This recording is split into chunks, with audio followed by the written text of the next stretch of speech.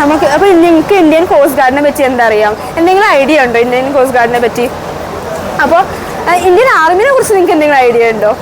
Indian ആർമിനെ കുറിച്ച് Indian army എന്ന് പറയുമ്പോൾ നമ്മുടെ മെയിനായിട്ട് ലാൻഡ്, ഇതാണ് നമ്മുടെ ലാൻഡ്. ഈ ലാൻഡിൻ്റെ ബോർഡേഴ്സിന് പ്രൊട്ടക്ഷൻ നടക്കുന്നതാണ് ഇന്ത്യൻ ആർമി എന്ന് പറയുന്നത്. അതുപോലെ തന്നെ ഇന്ത്യൻ നേവി, ഇന്ത്യൻ കോസ്റ്റ് ഗാർഡിൽ പ്രൊട്ടക്ഷൻ നടത്തുന്നതെന്ന് വെച്ചാൽ നമ്മുടെ ഓഷൻസിലും സീ സോൺസിലൊക്കെയാണ് പ്രൊട്ടക്ഷൻ വരുന്നത്. അപ്പോൾ ആ ഓഷൻസിൽ പ്രൊട്ടക്ട് ചെയ്യാൻ വേണ്ടിയാണ് Indian coast guard, Indian navy. Indian coast ഗാർഡിൻ്റെ ഡിഫറൻസ് എന്ന് വെച്ചാൽ ഇന്ത്യൻ നേവി വാർ ടൈമിലാണ് പുറത്തോട്ട് വരിക. അതിൻ്റെ സ്ട്രാറ്റജിക്സ് അതിനെക്കുറിച്ച് പ്ലാൻ ചെയ്യുക. അവർ ജസ്റ്റ് ഒരു ഒബ്സർവൻസ് വയ്ക്കും. പക്ഷേ ഇതിനെ ഫുൾ അനലൈസ് ചെയ്യാനും ഫുൾ പെട്രോളിങ് ചെയ്യാനും സീയിൽ വരുന്ന ചേഞ്ചസ് ഒബ്സർവ് ചെയ്യാനാണ് ഇന്ത്യൻ കോസ്റ്റ് ഗാർഡ് വെച്ചത്.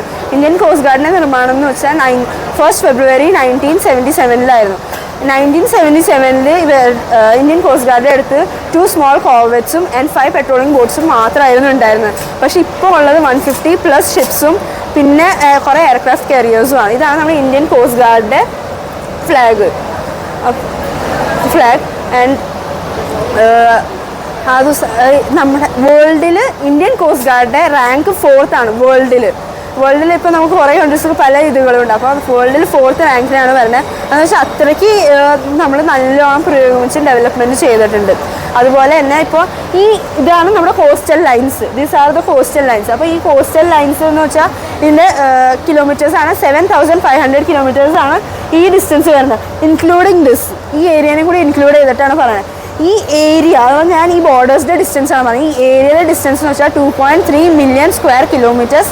EEZ എന്ന് പറയുന്നത്. EEZ എന്ന് വെച്ചാൽ എക്സ്ക്ലൂസീവ്ലി ഇക്കണോമിക് സോൺ. അപ്പോൾ എക്സ്ക്ലൂസീവ് ഇക്കണോമിക് സോൺ എന്ന് വെച്ചാൽ ഇവിടെ വരുന്ന എല്ലാ കാര്യവും നമുക്ക് വേറൊരു കൺട്രിക്ക് ഈ ബോർഡറിൻ്റെ ഉള്ളിൽ എൻ്റർ ചെയ്യാൻ പറ്റില്ല.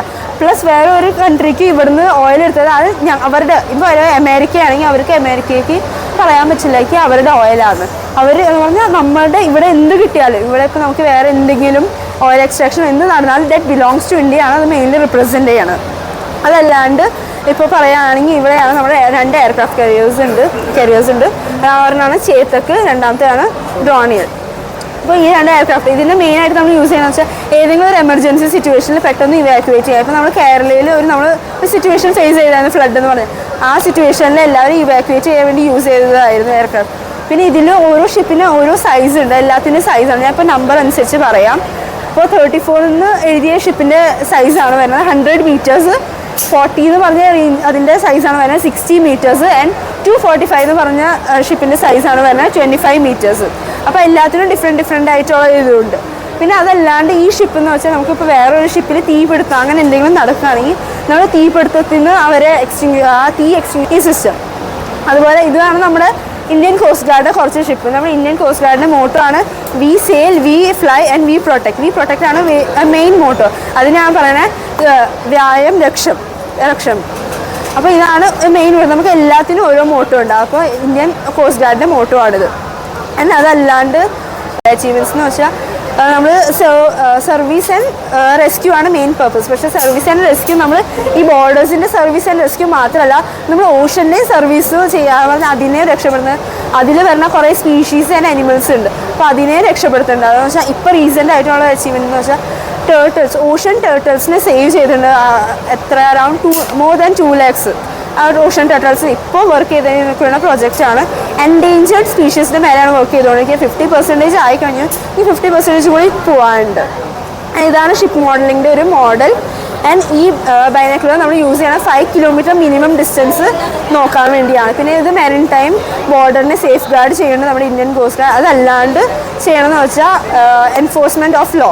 അപ്പോൾ ലോറെ മെയിനായിട്ട് നോക്കുന്നതും ഇതാണ്. പിന്നെ ഫിഷർമാൻസ് അവർക്കൊക്കെ ഗൈഡ് ലൈൻസ് നടക്കുന്നതും ആ ബോർഡേഴ്സിലും. ഇപ്പോൾ ഇന്ത്യൻ നേവിക്ക് എല്ലാ സ്റ്റേറ്റിൻ്റെ എവിടെന്നെങ്കിലും ഒരു ഇൻഫോർമേഷൻ കിട്ടുകയാണെങ്കിൽ അതിനെക്കുറിച്ച് അന്വേഷിക്കാൻ പറ്റില്ല.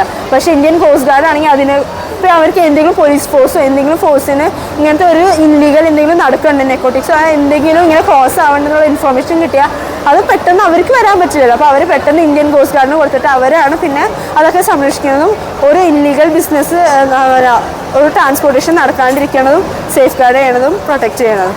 Thank you.